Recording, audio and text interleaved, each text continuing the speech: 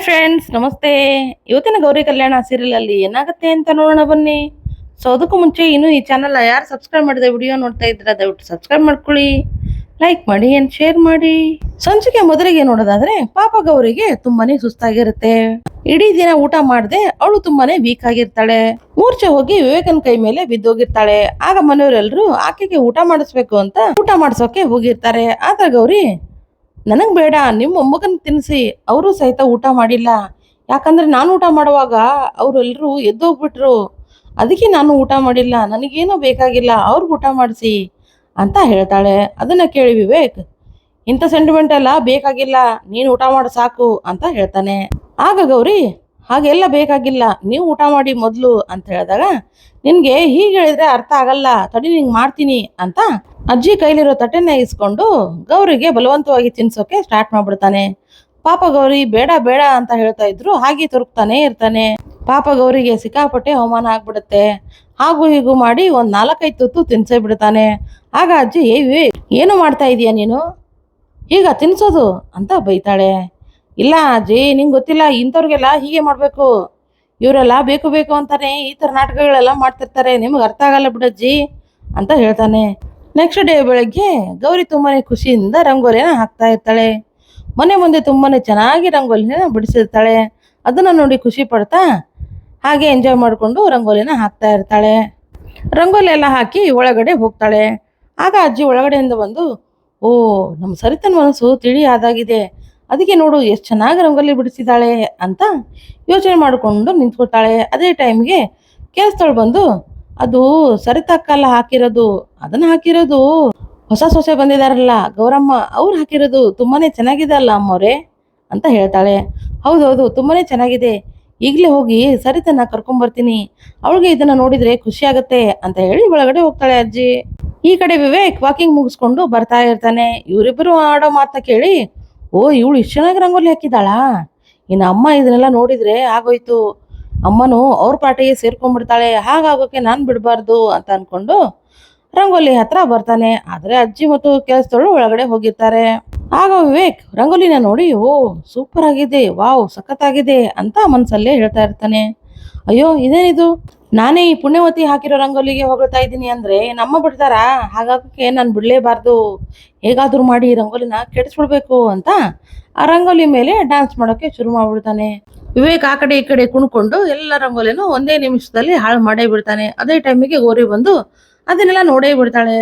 ಆಗ ಸಡನ್ಲಿ ವಿವೇಕ್ಗಳನ್ನ ನೋಡಿ ಆ ಕಡೆ ಈ ಕಡೆ ಡ್ಯಾನ್ಸ್ ಮಾಡೋ ತರ ಆಕ್ಟ್ ಮಾಡ್ಕೊಂಡು ಸುಮ್ಮನೆ ನಿಂತ್ಕೋತಾನೆ. ಏನ್ರಿ, ಸ್ವಲ್ಪನಾದ್ರು ಮಾನ ಮರ್ಯಾದೆ ಇದೆಯಾ ನಿಮಗೆ, ಅಲ್ಲ ಚೆನ್ನಾಗಿರೋ ರಂಗೋಲಿನ ಹಾಳು ಮಾಡ್ಬಿಟ್ರಿ ನೋಡಿ, ಈ ತರ ಕೆಡಿಸೋದೇನ ನಿಮ್ ಕೆಲ್ಸ ಅಂತ ಗೌರಿ ಬೈತಾಳೆ. ಆಗ ವಿವೇಕ್, ಈ ತರ ಕೆಡಿಸೋದಲ್ಲ ನಿನ್ ಕೆಲ್ಸ, ಮುಸ್ಕಾಕೊಂಬಂದು ನನ್ ಜೀವನನೇ ಹಾಳು ಮಾಡ್ಬಿಟ್ಟಿಯಲ್ಲ, ಅದಕ್ಕೆ ಇದು ಉದಾಹರಣೆ, ನನ್ ಜೀವನನು ಇದೇ ರಂಗೋಲಿ ತರ ಹಾಳಾಗಿದೆ ಅಂತ ಹೇಳಿ ಅಲ್ಲಿಂದ ಹೊರಟೋಗ್ಬಿಡ್ತಾನೆ. ಆಗ ಗೌರಿ ಮನ್ಸಲ್ಲಿ, ಇದು ಹಾಳಾಗಿರೋದು ನಿಮ್ ಜೀವನನ ನನ್ ಜೀವನನ ಅಂತ ನನಗೆ ಅರ್ಥ ಆಗ್ತಾ ಇಲ್ಲ ಅಂತ ಅನ್ಕೊಂಡು ಒಳಗಡೆ ಹೋಗ್ತಾಳೆ. ಈ ಕಡೆ ಮನೆ ಕೆಲಸಗಳು ಬಂದು, ಅಯ್ಯೋಯ್ಯೋ, ಯಾರಿದನ್ನ ಹಾಳು ಮಾಡ್ಬಿಟ್ರು, ಪಾಪ ಅಮ್ಮೋರು ಎಷ್ಟೊಂದು ಕಷ್ಟಪಟ್ಟು ಈ ರಂಗೋಲಿನ ಬಿಡಿಸಿದ್ರು, ಎಲ್ಲ ಹಾಳು ಮಾಡ್ಬಿಟ್ರು, ಮನೆ ಹಾಡ್ರು, ಅಂತೋರು ಇಂಥವ್ರು ಅಂತ ಬೈಕೊಂಡು ಒಳಗಡೆ ಹೋಗ್ತಾಳೆ. ಈ ಕಡೆ ಅಜ್ಜಿ ಆಶನ ಹತ್ರ ಮಾತಾಡ್ತಾ ಇರ್ತಾಳೆ. ಅಲ್ವೇ ಆಶಾ, ನಮ್ ಗೌರಿ ತುಂಬಾನೇ ಒಳ್ಳೆಯವಳಲ್ವಾ, ಯಾಕಂದ್ರೆ ಅವಳು ಬಿಡಿಸಿರೋ ರಂಗೋಲಿ ನೋಡ್ದೆ ನೀನ್ ಇವತ್ತು, ತುಂಬಾನೇ ಚೆನ್ನಾಗಿ ಬಿಡಿಸಿದಾಳೆ, ಅವಳ ಆಚಾರ ವಿಚಾರ ನಿಜವಾಗ್ಲೂ ತುಂಬಾನೇ ಒಳ್ಳೇದಿದೆ ಕಣೆ, ಈ ಮನೆಗೆ ಅವಳು ತಕ್ಕಳಾದ ಸೊಸೆ, ಈ ರಂಗೋಲಿನ ಸರಿತಾ ಏನಾದ್ರು ನೋಡಿದ್ರೆ ತುಂಬಾನೇ ಖುಷಿ ಪಡ್ತಾಳೆ ಅಂತ ಹೇಳ್ತಾ ಇರೋವಾಗ ವಿವೇಕ್ ಮತ್ತು ಕೆಲಸದವಳು ಒಳಗಡೆ ಬಂದು ನಿಂತ್ಕೋತಾರೆ. ಆಗ ಕೆಲಸದವಳು, ಆ ರಂಗೋಲಿ ಎಲ್ಲ ಹಾಳಾಯ್ತು ಅಮ್ಮೋರೆ, ಯಾವ್ದೋ ಒಂದು ಗೋಳಿ ಬಂದು ಅದನ್ನೆಲ್ಲ ಹಾಳು ಮಾಡ್ಬಿಡ್ತು, ಮನೆ ಹಾಳದ್ದು, ಅದಕ್ಕೇನ್ ಬೇಕಾಗಿತ್ತೋ ಏನೋ, ಎಷ್ಟು ಚೆನ್ನಾಗಿರೋ ರಂಗೋಲಿನ ಹಾಳು ಮಾಡಿ ಅದೇನ್ ಸಿಗುತ್ತೋ ಏನೋ, ಹಾಳು ಮಾಡಿದವನ್ ಕೈಗೆ ಕರಿನಾಗರ ಕಡಿಯ, ಅವನ್ ಬೆನ್ನಿಗೆ ಒಂದು ಗೂಳಿ ಬಂದು ತಿವಿಯ, ಹಾಗೆ ಹೀಗೆ ಅಂತ ಬೈಯೋಕೆ ಶುರು ಮಾಡ್ತಾಳೆ. ಸಾಲದಕ್ಕೆ ಅವನ್ ಹೆಂಡತಿನ ಪಕ್ಕದ ಮನೇನು ಪಟಾಯಿಸ್ಕೊಂಡು ಹೋಗ ಅಂತ ಹೇಳ್ತಾಳೆ. ಆಗ ವಿವೇಕ್, ಶಾಂತಕ್ಕ ಏನದು ಭಾಷೆ ಅಂತ ಹೇಳ್ತಾನೆ. ಆಗ ಗೌರಿ, ಹೌದು ಶಾಂತಕ್ಕ, ಪಾಪ ಅವ್ರು ಕೆಡ್ಸಿರೋದಕ್ಕೆ ಅವ್ರ ಹೆಂಡತಿನ ನೀವ್ ಯಾಕೆ ಬೈತೀರಾ ಅಂತ ಹೇಳ್ತಾಳೆ.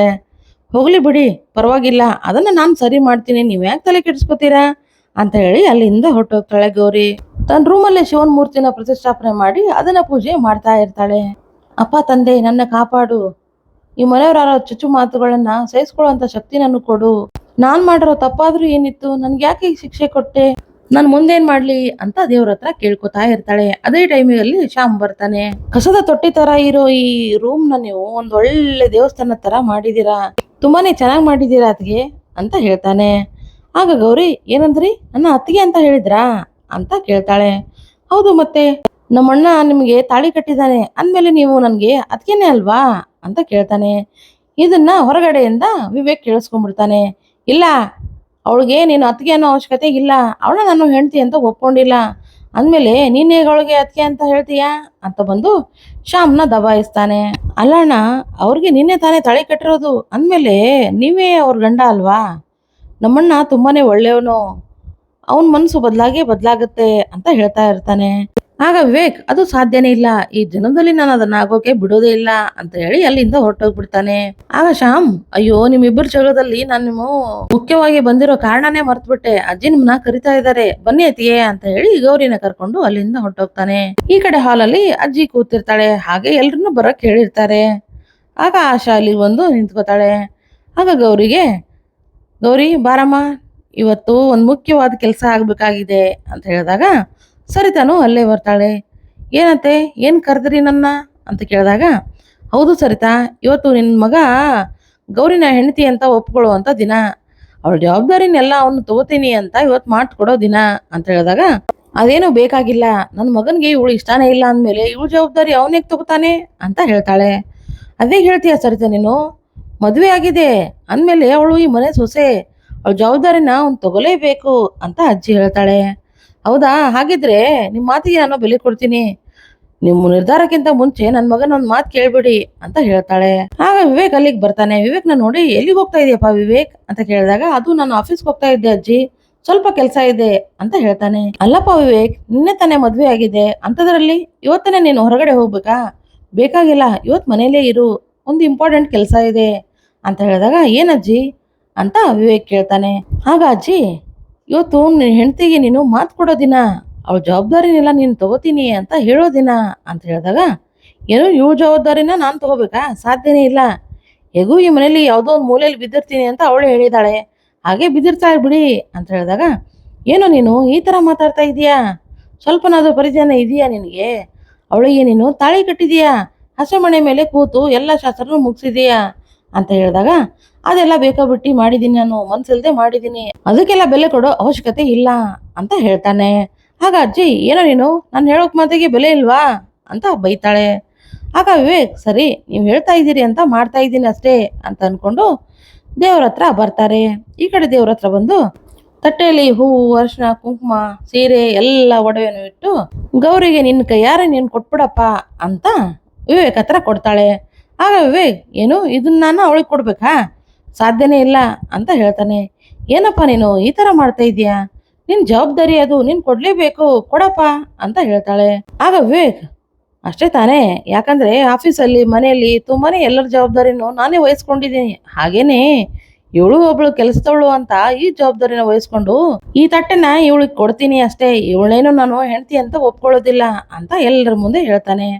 ಆಗ ಎಲ್ರು, ಯಾಕಪ್ಪ ಹೀಗೆ ಹೇಳ್ತಾ ಇದೀಯಾ, ಅವಳಿನ ಹೆಂಡತಿ ಅಲ್ವಾ ಅಂತ ಹೇಳ್ತಾರೆ. ಹಾಗೇನಿಲ್ಲ, ಇವಳ ನಾನು ಹೆಂಡತಿ ಅಂತ ಈ ಜನ್ಮದಲ್ಲಿ ಒಪ್ಕೊಳ್ಳೋದಿಲ್ಲ, ಸುಮ್ಮನೆ ಕೊಡು ಅಂತ ಹೇಳ್ತಾ ಇದ್ದೀರಿ, ಕೊಡ್ತಿದ್ದೀನಿ ಅಷ್ಟೇ ಅಂತ ಹೇಳಿದಾಗ, ಗೌರಿ, ಬೇಕಾಗಿಲ್ಲ, ನನಗೆ ಹೆಂಡತಿ ಅಂತ ಪ್ರೀತಿಯಿಂದ ಕೊಟ್ರೆ ಮಾತ್ರ ನಾನು ಇದನ್ನು ತಗೋತೀನಿ, ಅದನ್ನ ಬಿಟ್ಟು ಕೆಲಸದವಳು ಹಾಗೆ ಹೀಗೆ ಅಂದ್ರೆ ನನಗೇನು ಮಾನ ಮರ್ಯಾದೆ ಇಲ್ವಾ, ನನಗೇನು ಸ್ವಾಭಿಮಾನ ಇಲ್ವಾ, ನೀವೇನು ಹೇಳ್ತೀರೋ ಹಾಗೆ ನಾನು ನಡ್ಕೋಬೇಕಾ, ಸಾಧ್ಯನೇ ಇಲ್ಲ, ನೀವು ಪ್ರೀತಿಯಿಂದ ಕೊಟ್ರೆ ಮಾತ್ರ ನಾನು ಇದನ್ನ ತಗೊಳ್ಳೋದು ಅಂತ ಆಟ ಮಾಡ್ತಾಳೆ. ಆಗ ಅಜ್ಜಿ, ಹೋಗ್ಲಿ ಬಿಡಮ್ಮ ಗೌರಿ, ದಯವಿಟ್ಟು ಇದನ್ನ ಇಸ್ಕೋ ಅಂತ ಹೇಳಿದಾಗ, ಇಲ್ಲ ಅಜ್ಜಿ, ನನ್ನಿಂದ ಆಗಲ್ಲ, ಇವ್ರು ಎಷ್ಟು ಅಹಂಕಾರದ ಮಾತು ಮಾತಾಡ್ತಾರೆ ನೋಡಿ, ಇದನ್ನೆಲ್ಲ ಕೇಳಿದ್ರೆ ಸಿಟ್ಟು ಬರಲ್ವಾ, ನನಗೂ ಒಂದು ಮರ್ಯಾದೆ ಇದೆ, ಸ್ವಾಭಿಮಾನ ಇದೆ, ಅದನ್ನ ಬಿಟ್ಟು ಇವ್ರು ಹೇಳಿದಾಗ ನಾನು ಕೇಳಬೇಕಾ, ಬೇಕಾಗಿಲ್ಲ ನನ್ಗೆ ಅಂತ ಹೇಳ್ತಾಳೆ. ಆಗ ಸರಿತಾ, ನೋಡಿದೆ ಅತ್ತೆ ಎಷ್ಟು ದುರಂಕಾರ ಇವಳಿಗೆ ಅಂತ ಬೈಯೋಕೆ ಶುರು ಮಾಡ್ತಾಳೆ. ಆಗ ವಿವೇಕ್, ಇವಳಿಗೆ ಈ ತರ ಹೇಳಿದ್ರೆ ಅರ್ಥ ಆಗಲ್ಲ ಅಂತ ಹೇಳ್ತಾ ಗೌರಿ ಮೇಲೆ ತಟ್ಟೆನ ಎಸೆದ್ ಬಿಡ್ತಾನೆ. ಬಿದ್ದೋಗುತ್ತೆ ಅನ್ನೋ ಭಯದಲ್ಲಿ ಗೌರಿ ಅದನ್ನ ಹಿಡ್ಕೊಂಡ್ಬಿಡ್ತಾಳೆ. ಆಗ ಎಲ್ರು ಮುಖ ಮುಖ ನೋಡ್ಕೊಂಡು ನಿಂತ್ಕೊಂಡ್ಬಿಡ್ತಾರೆ. ಈ ಕಡೆ ಕಾಂತ ಗೌರಿ ಬಟ್ಟೆನ ಪ್ಯಾಕ್ ಮಾಡ್ತಾ ಇರ್ತಾಳೆ. ಗೌರಿ ಸೀರೆನೆಲ್ಲ ಒಂದ್ ಬ್ಯಾಗಿಗೆ ಹಾಕ್ತಾ ಇರ್ತಾಳೆ. ಆಗ ಒಳಗಡೆಯಿಂದ ವೀರಣ್ಣ ಬಂದು, ಏನೇ ಕಾಂತ ಇದು, ಏನ್ ಮಾಡ್ತಾ ಇದೀಯಾ ಅಂತ ಕೇಳಿದಾಗ, ಅದು ರೀ, ಈ ಬಟ್ಟೆ ಎಲ್ಲ ಗೌರಿದು, ಪಾಪ ಅವಳ ಹತ್ರ ಬಟ್ಟೆನೇ ಇಲ್ಲ, ಅದಕ್ಕೆ ಹೋಗಿ ಕೊಟ್ಬರ್ತೀನ್ರಿ ಅಂತ ಹೇಳ್ತಾ ಇರ್ತಾಳೆ. ಆಗ ಚಿನ್ನು, ಅಮ್ಮ ಇನ್ನು ದೊಡ್ಡ ಬ್ಯಾಗ್ ತಗೊಂಡ್ ಹೋಗು, ಯಾಕಂದ್ರೆ ವಾಪಸ್ ಬರುವಾಗ ಅವ್ರು ಕೊಡೋ ಬೈಗಳನ್ನೆಲ್ಲ ಇದ್ರಲ್ಲಿ ತುಂಬಿಸ್ಕೊಂಡ್ ಬಾ, ಬೇಕಾದ್ರೆ ಇನ್ನೂ ಒಂದ್ 2-3 ಚೀಲನ ಎಕ್ಸ್ಟ್ರಾ ಒಯ್ಯಮ್ಮ ಅಂತ ಅಮ್ಮನ್ನ ಬೈತಾ ಇರ್ತಾಳೆ. ಆಗ ವೀರಣ್ಣ, ಬೇಡ ಕಣೆ ಕಾಂತ, ಹೋಗಕ್ ಹೋಗ್ಬೇಡ, ನೀನ್ ಮಾಡಿರೋ ಅವಾಂತರಕ್ಕೆ ಅವ್ರನ್ನೆಲ್ಲ ಸುಮ್ನೆ ಬಿಡೋದಿಲ್ಲ, ಸುಮ್ನೆ ಅಲ್ಲಿ ಹೋಗಿ ಯಾಕೆ ಮಾಳಾರ್ತಿ ಮಾಡಿಸ್ಕೊಂಡ್ ಬರ್ತೀಯಾ ಅಂತ ಬೈತಾ ಇರ್ತಾನೆ. ರೀ ಹಾಗಲ್ಲ ರೀ, ಅವರು ದೊಡ್ಡ ಮನೆಯವರು, ದೊಡ್ಡ ಕುಟುಂಬದವರು, ದಿನವೊಂದು ಕುಟುಂಬದವರು ಹಾಗೆಲ್ಲ ಅವಮಾನ ಮಾಡಲ್ಲ ರೀ. ಮನೆ ಬಾಗಿಲಿಗೆ ಹೋದ್ರೆ ಅವ್ರನ್ನ ಚೆನ್ನಾಗಿ ನೋಡ್ಕೋತಾರೆ. ಅವ್ರು ಒಂದ್ ವೇಳೆ ನನ್ನ ಬೈದ್ರು ಹೊಡೆದ್ರು ನಾನು ಸಹಿಸ್ಕೋತೀನ್ರಿ, ಯಾಕಂದ್ರೆ ನಾನು ಮಾಡಿರೋ ತಪ್ಪೇ ಅಂತದಿದೆ ಅಂತ ಹೇಳ್ತಾ ಇರ್ತಾಳೆ. ಸೊ ಇಲ್ಲಿಗೆ ಈ ಸಂಚಿಕೆ ಎಂಡ್ ಆಗುತ್ತೆ. ಈ ಸಂಚಿಕೆ ನಿಮ್ಗೆ ಇಷ್ಟ ಆದ್ರೆ ಖಂಡಿತ ಲೈಕ್ ಮಾಡಿ, ಶೇರ್ ಮಾಡಿ ಅಂಡ್ ಸಬ್ಸ್ಕ್ರೈಬ್ ಮಾಡಿ. ಸೊ ನೆಕ್ಸ್ಟ್ ವಿಡಿಯೋದಲ್ಲಿ ಸಿಗೋಣ. ಸೊ ಅಲ್ಲಿವರೆಗೂ Tata, bye bye, take care.